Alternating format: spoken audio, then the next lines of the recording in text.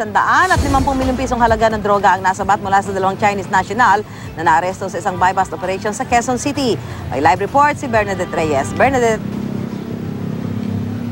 Saan huli ang dalawang Chinese national sa isang bypass operation dahil sa pagbibenta umano ng shabu?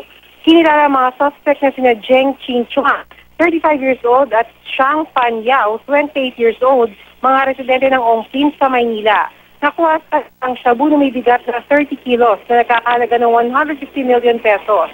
Nakuha rin sa kanila ang 1,000 pisong pera, cellphone at mga ID. Ginawa ng mga pulis ang operasyon bandang alas 9 ng umaga sa isang parking lot ng isang gusali sa Araneta Avenue, corner Ramon Magsaysay sa Quezon City. Sinubukan namin puno na pahig ang mga suspect pero di sila nagpa-unlock ng panayam. Isang buwan daw minanmanan ng mga otoridad ang mga suspect sa kanila umanong iligal na gawain. Ayon kay PNP Chief Director General Ricardo Marquez, ibibigay doon lang ang pangalan ng dalawang suspect sa Anti-Illegal Drugs Task Force para malaman kung saan grupo na bibilang ang dalawa. Tinitingnan pa kung saan nanggaling ang naturang droga. Meron nilaw kasi ng impormasyon na may mga mini-lab kung saan madaling lutuin ang mga droga. Ayon sa 3 kilong shabu ng sana ang bibilihin niya sa bypass operation.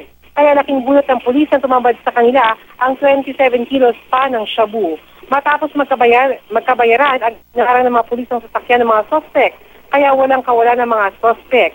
Kakasuhan ng mga suspect ng paglabag sa violation ng Section 5, violation to Section 26 ng Republic Act 9165 o Comprehensive Dangerous Drugs Act. Susan?